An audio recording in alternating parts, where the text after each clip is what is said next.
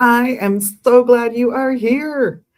It is Alive Wednesday, February 4th, 2026. Yes, it's true. And, oh, my goodness, what happened to my Instagram, folks? Well, I've lost you. I apologize. So let's start with the fabulous what are we wearing and what are we drinking? What are we wearing? We're wearing some Tiger's Eye, a nice big showy piece on my right hand, and some Moonstone, a nice big showy piece on my left hand. You gotta love the power and the receptivity on those hands, right? What are we drinking? Well, I'm back on that burdock because I ignored my eczema for a week and it came back. So back on the burdock, everything is beautiful, little ashwagandha. And one of my all-time faves that I totally forgot about, I stuck a cardamom pod in. Mwah, chef's kiss, delicious. Love that flavor. If you've never had cardamom, it's like all of your basic pumpkin pie spices better, at least in my opinion. I do know one person who hates it, but most of us enjoy it. If you enjoy the spice, most people like the cardamom. And I just have a whole green pod. Oh, delicious. So that's the basics. So what's happening? What's going on here at the shop? Saturday, the 7th of February. Again, we're in 2026, folks, in case you're seeing this 5 years later. Alliance Coven's meeting at 12 for their second level of training. So you might want to keep it in mind. If you want to run into Alliance Coven folks, stop by around 2 and you can meet the people involved. At 3, we have Eshu's fantastic class, American Hoodoo and Folk Magic, getting rave reviews. On the following Sunday, the 8th, sort of Gardnerian pre-initiate group is meeting at 10. That's before the store opens for an hour. Welcome to join and check it out if you want. But at 1, we have got Ravenwolf's Theurgy class. What is Theurgy? I hear some of you saying Theurgy. Yeah, what is it? It is the practice of magic.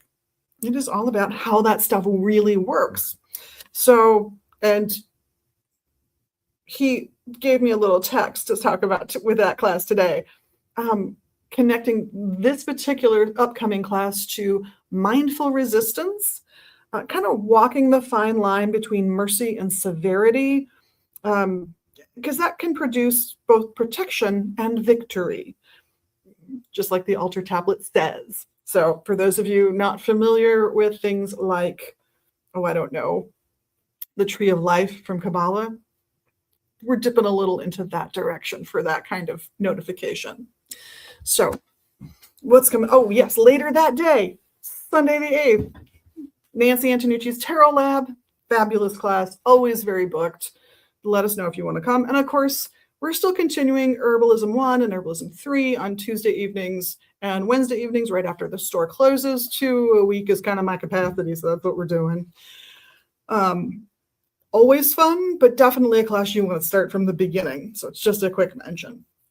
Saturday the 14th of February, we have Probably Darrell, this dude right here, for his next installation of Container Magic. It's going to be fantastic.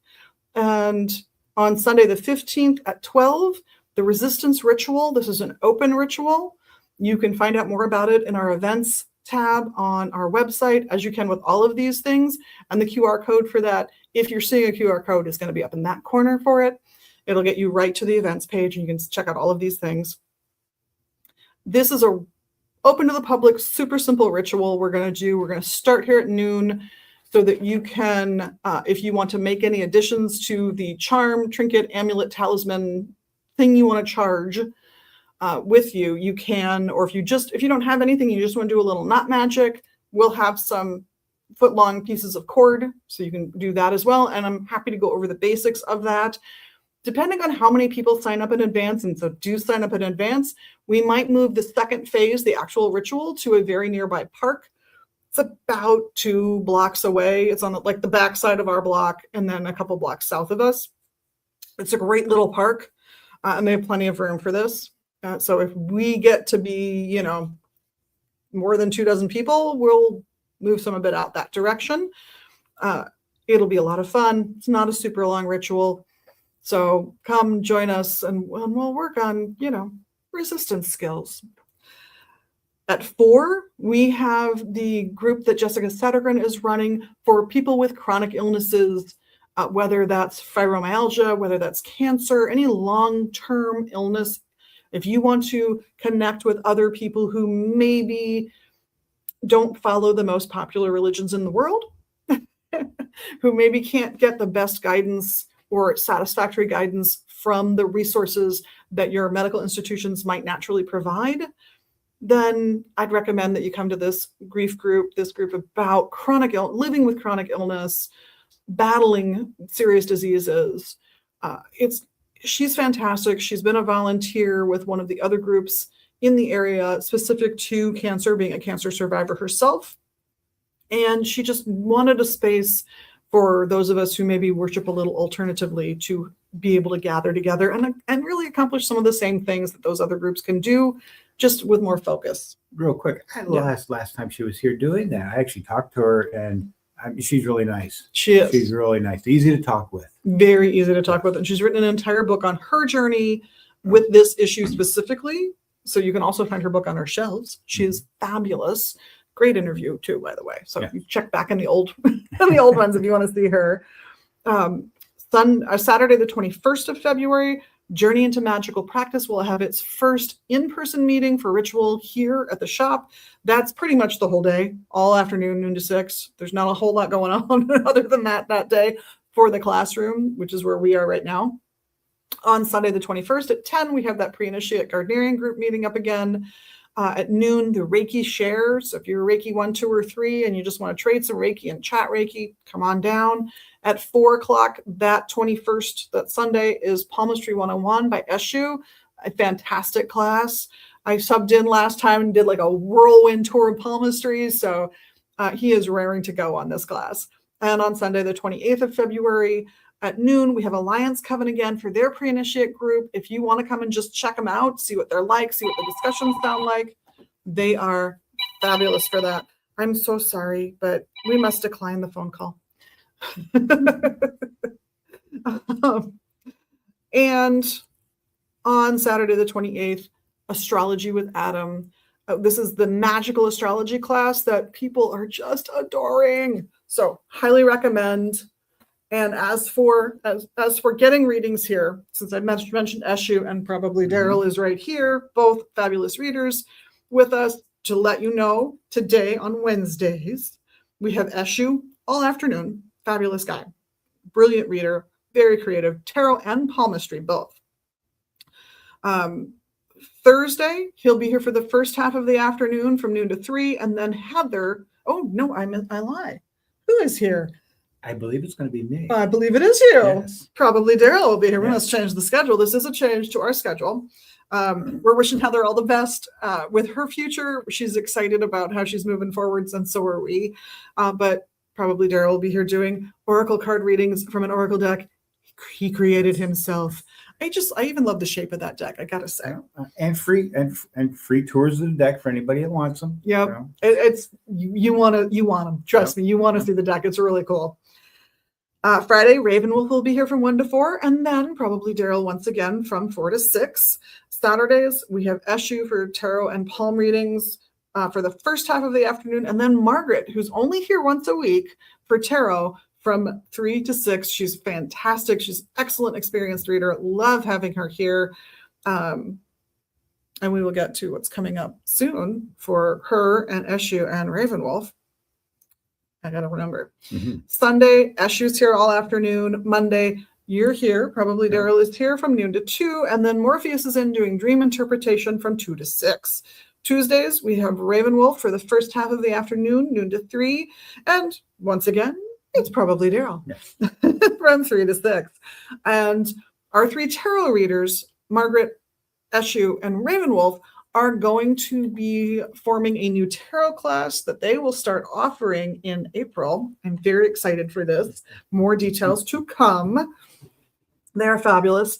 This is usually where I show you things that have come in, but a lot of the stuff that's been coming in are incense and books that we already have shown you.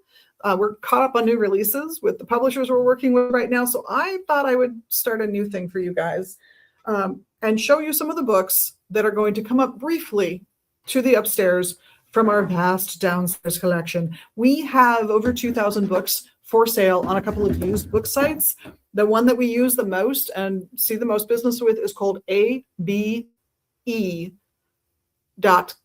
or abebooks.com. ABE once stood for American Book Exchange. So yeah, ABE.com is how I get there. It's a fabulous site full of lots of small used book vendors, including us. And some of the stuff that is on that site, but is going to be upstairs and available for you to see on a non-book vault day, because we do open up those collections a couple times a year, and we just did that recently. So I have here a few selections for you. Ark of the Christos, the mythology, symbolism, and prophecy of the return of Planet X and the Age of Terror. Take that for what you will. That's coming up. Weird Ways of Witchcraft. By the way, all these books are going to be worth somewhere between $20 and $2,000. I hate to say it, but we price books to go online based on what a book in that condition from that year is going for, and then we take a few bucks off. We just kind of underbid our competition is what we do. So this one, for example, is going for $70. Do you remember this one? It's in fantastic shape. Do you have this one on a bookshelf somewhere? It could be worth a few bucks. You never know. I also have a hardcover copy of The Meaning of Witchcraft by Gerald Gardner back here. This one is going for $100. But we have cheaper ones. Just wait. All One Wicca, which was a unique publication, frankly, looking specifically at what, and this is a title, this is the name of a thing, this is not a generic term, Universal Eclectic Tradition of Wicca. So if that piques your curiosity, $24. Not bad. What about this cover, which is a blast from the past? What you should know about the Golden Dawn. This one's by Israel Regardie, just so you know. This one, I remember this cover, but this is a Dion Fortune on the Mystical Kabbalah. And I also remember this cover, Margaret Murray's The God of the Witches. If you want to read the actual original text and a book that's actually in good shape, this could be your ticket in. It's a $20 used book. By all means, if you have to read Razor for a Goat when you're done, but if you read all the way through, you find out he kind of agrees with her by the end. First edition Witchcraft Today from the American releases. So this is not the first edition British, it's the first edition American Witchcraft Today by Gerald Gardner. No jacket, nonetheless, in really good condition. The biggest flaw I can find is the wear and tear on the bottom of the spine. Oh, mark free, but it is a few $100, just to warn you now. The Secrets of Sorcery is coming up. This one is by Jason Miller. One of his earlier pieces. Did that say 140 or 40? Oh yeah, it said 140. I was about to say it's only $40, but not so much. A Guide to Irish Mythology is up here, coming up here. The very rare and in really pristine condition Hedge Witch is also coming up. This is by Ray Bath, about 90, but interesting in that it sells quickly, so I don't know that it will stay up here long. It might go online rather fast. And in case you think we're neglecting the other parts of the world, we have access to Western esotericism. Remember Who You Are, a Tibetan verb lexicon. I actually have a lot of really good books from Tibetan Buddhists here in the Twin Cities who needed to downsize. The family was just changing their dwelling situations, their retirement age, and they're just getting rid of some really favored books. So this would be one. We've also got some really lovely pieces, some statuary, and some of the dish type things that you would use to make it like a food sacrifice that had clearly been filled with rice. Very cool dish. I know I've shown it on here before, but it's like a bowl that you would fill, and then there's a slightly smaller ring that you set on the bowl and you fill, and then there's a slightly smaller ring that you set on the bowl and you fill. You do that until you can put a little topper on. It's absolutely adorable and perfect for making those kinds of like small piece food sacrifices or, gifts to the gods. I also have the Buddhist Praying Wheel. This is a nice old tome on Buddhism. It is a slightly foxed. See the dots. Use book lessons. Slightly foxed. So it's only $200. The Complete Book of Black Magic and Witchcraft. The Works of Aleister Crowley, 3 volumes. Just that book, thank you. A Study of the Black Mass. The Santeria Experience. This is a goodie. The Secrets of Albert Magnus. One of the reasons that some people think that our name is Magnus books here. It's not, it's Megan. And a hardcover of Mather's Key of Solomon the King. They're all coming up. This is a used book. This one's only 13. They're not all outrageous, I gotta tell you. But the ones we always keep downstairs are 20 and up. Now that does mean to make room for these, we're gonna move some back downstairs for you guys. So The Hidden Side of Christian Festivals by Leadbeater, bye-bye. To Fly by Night, edited by Veronica Cummings, a local author, bye-bye. I have a lovely single edition and hardcover of The Golden Bough by Fraser. That's gonna go back downstairs today. King of the Witches by Sanders, disappearing from your sight. The Practice of Magical Evocation. The Brotherhood of the Screaming Abyss. What else have we got that's going to go downstairs? The New Civilization by Annie Besant. Pretty classic theosophical work. If you like yoga but still think Jesus is cool. West Country Witches. Enochian and Chest of the Golden Dawn. An old copy of the Necronomicon. The Hermetic Brotherhood of the Light. Oh, and this is a fun little like 70s, early 70s book cover that I like. By Francis King and Stephen Skinner, an early work, Techniques of High Magic. Don't you love the cover? I love these covers. The graphics are great in that era. Horary Astrology. Butler's Magic, Its Ritual Power and Purpose. A Pocket Guide to the Supernatural. Who doesn't need one of those sometimes? Sisters of the Dark Moon. And this one I just think is fun. And not expensive. It was $10. I mean, seriously, marked to go, but it is not a book meant to go in a computer. And it is Dark Mirror of Magic, the Fasago Millennium Prophecy. Could be a fun thing to go through. So those are disappearing. First ones I listed are going to be up here for a while, flirting with you all, visiting with you all, seeing who they might want to come home with. So if any of those titles pique your interest, and over in the first group, come in. They'll be behind in the glass-covered bookcase. If the titles I just mentioned pique your interest, give us a call. They're still available. You can check them out usually on abe.com. We've got a few on Amazon, but not many really. And yeah, we'll get them to you. It's okay. We ship all over. But that's what I got for you today. That's what I got to show you, which means it's my turn. It's your turn. We get to talk to Probably Darrell. You have a class coming up, don't you? I do. On the 14th, I have a class coming up. On the 14th, I believe it's at 3 o'clock. 3 o'clock. And I think I've scheduled for 2 hours. If it runs a little late, it's okay. But it's kind of like a series. Container magic for me is more than just bowls and glass. And containers can also be things that contain energy. Mm-hmm. So you could even see it. Well, let's talk about dolls. Yeah, absolutely. So one of the things I've been doing lately that I've enjoyed is been making dolls. This is a yarn doll, more of an octopus than anything. See?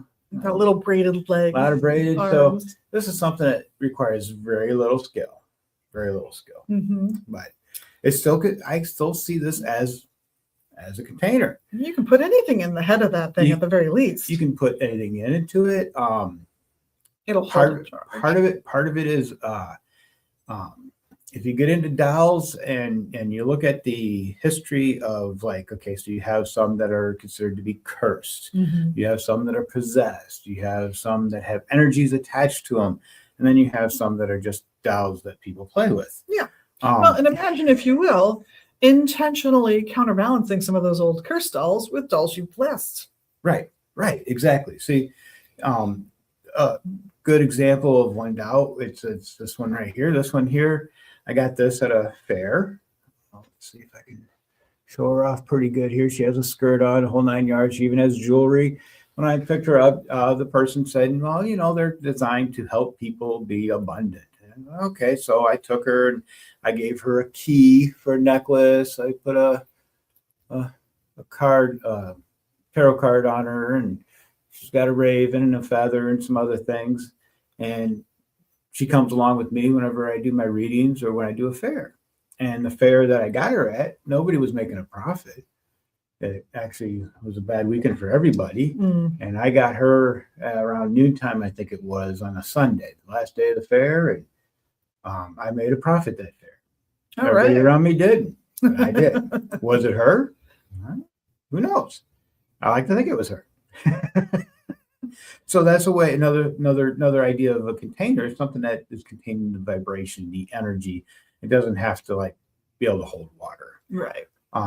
So what I would like to do with the class that we're having is go over some of the history of containers. Also talk about the yarn dolls, the poppet dolls, the voodoo doll. There's a whole lot of different cultures have these different thoughts. things. Yeah. I know the yarn doll doesn't fit in with the poppet doll as well as one where you take like cloth and you sew them together and you stuff them and stuff like this. But I would still call that a poppet, though. I would. So I'm going to have everybody make, on the second part of the class, everyone's going to make themselves some sort of yarn doll if possible.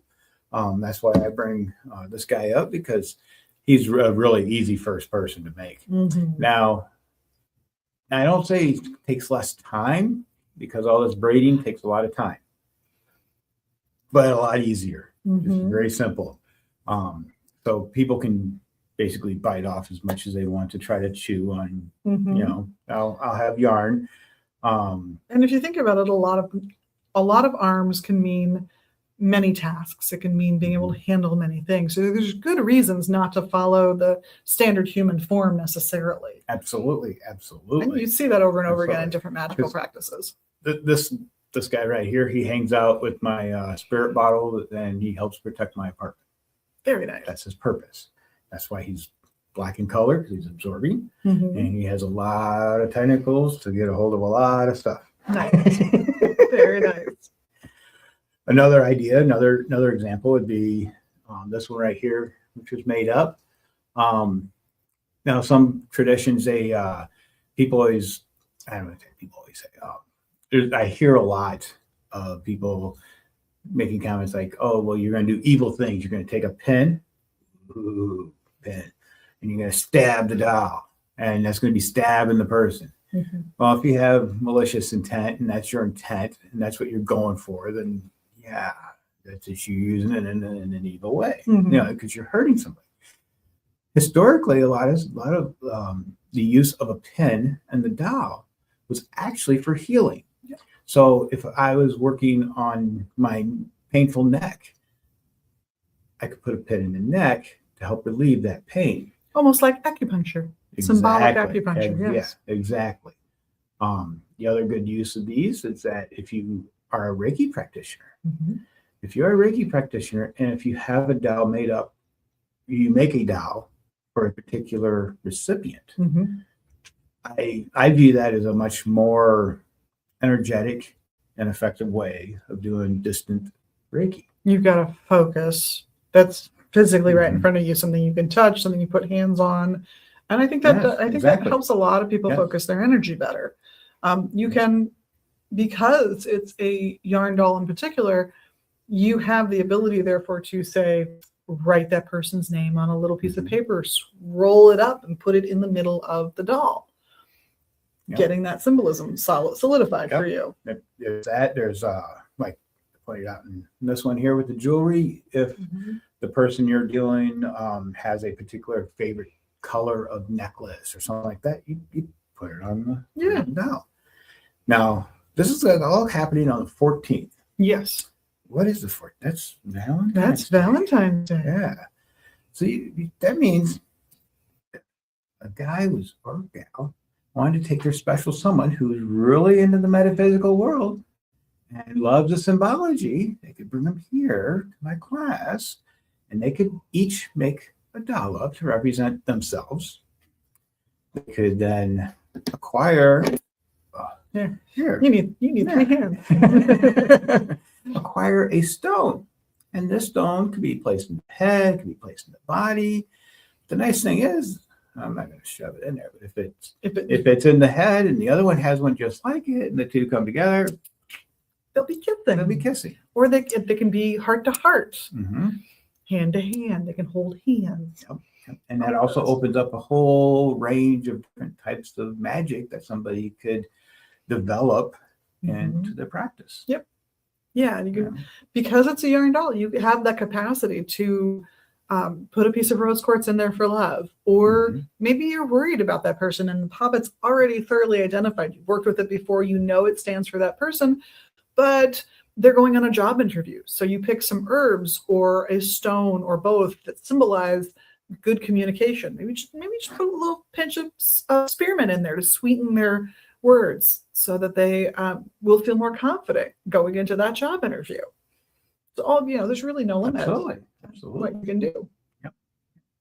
So if you're coming to the class and you have a particular piece of jewelry you want to put on something, I will have jewelry wire and jewelry thread, stuff like that. If people want to use a few inches, I mean, it's more than happy to help out with decorating them also. I will have basic yarn colors. If you want something absolutely crazy and you want to bring something, bring something. And this is one of our by donation classes. So a lot of these divination classes and magic classes, they are all by donation. So you can register online in advance so that Darrell can know you're coming and prepare for the right number of people, but there's no donation required until, you don't have to do that part online. You can make the donation here. You can make it after the class. You can make a decision when you've had the class and decided what it's worth to you. That's okay. If you want to make a donation in advance, that's fine. If you want to bring an old bit of yarn, like an old skein of yarn that you know you're never going to use, and use it in the class or trade, feel free. If you donate. Yeah. Leave the leftovers with your instructor and it will go to good use and be something available for students who take this particular class on container magic in the future. So far this has been a 2-part series in container magic, right? Yep. This one, and with this one, I wanted to introduce the idea of energies being attached to something, be it, anywhere from possession and negative connotations of that, if you want to go that direction, to positive, where things are, like you said, blessed, and it's a positive spirit, thing like that. And then my next idea was I'm going to go into the container magic of either supporting or removing that type of energy. So let's talk, removing is what most people are familiar with, and that is cleansing. Normally it's just the cleansing and something like that. It goes anywhere from that all the way over to, you could go all the way up to banishings and divot boxes. And I wanted to kind of talk about a variety of those things, but I wanted to create basically a spirit model for something that's enchanted and how that would work. A good example of that is the wand you have out front. Yeah. And the oak box that has a small spirit bottle in there. And that's what I'm talking about. Okay. That concept. Now that's a wand you made. The wand and the box and everything in the box was made by you. Yes. It's fabulous. It's one of we've got a couple of local wand makers that have really beautiful pieces of truly artistic wands in the case. And definitely when you're looking at those wands, think of it as not just buying a magical tool, but a piece of artwork that will bring you joy whenever you look at it, frankly. And that wand is beautiful. Yeah. The box is beautiful. It's just a fantastic piece. You also have some spirit bottles or witch bottles, however you address those, in the store as well. Now, these are more elaborate than the ones you guys made in the class last month. Correct. These are about this big. They're round and have a sealed cork top and some string or yarn encasing them. But inside, it's quite complex. And yes, it's the last class I had would teach somebody how to make one if they had the materials, and it's all based on association. Yeah. So, give an example. I mentioned the little octopus-looking guy helping to protect the house and everything. the black color black because it absorbs. That's an association, the color black. Taking away negativity. Take away negativity. The gray, just because I needed something to contrast with the black. So everything doesn't have to be. That's a perfectly valid reason to pick it. But when I was at the fair, that's why I picked her up, because of the black color, attracting abundance. And with this one sitting next to the spirit ball that I have, the spirit bottle, it's working with that. While this girl, she's working with the things that she has on her, the key, the tarot card, the raven. There's actually a feather in back. There's a variety of associations with each one of those. So the idea is that in your magic, you have the ability to use associations in order to make vibration and make something happen. That could be a class all itself. It really could, yeah. And I have to say, some of the associations will be ones that you've seen on YouTube, heard about maybe through the little shorts we do on YouTube and Facebook and Kik and all the socials that we go to, or you read about it in a book. But you might also look at that same symbol and go, no, everybody else on the planet is insane. That symbol clearly means this other thing. And for you, it does. So it's a completely personalized practice. If what most people think a key means makes sense to you, and it's a pretty rudimentary symbol these days, so it might, then great. You'll go with what most people think it means, and it's a little more universal. But if you think it means something completely different, go with what your gut tells you every time. Yeah, and that's very important, because not just, I want to use the key example. The meaning of a key to somebody who is 80 years old, 60 years old, 40 years old, 20-year-old, and a 5-year-old. The meaning of a key could be, and most likely is, different based on generations. Yeah. They're not right. There's not wrong. No. It's just what's right for the person. Yeah. Yeah. For most 5-year-olds, regardless of their generation, a key is meant to keep them out of things.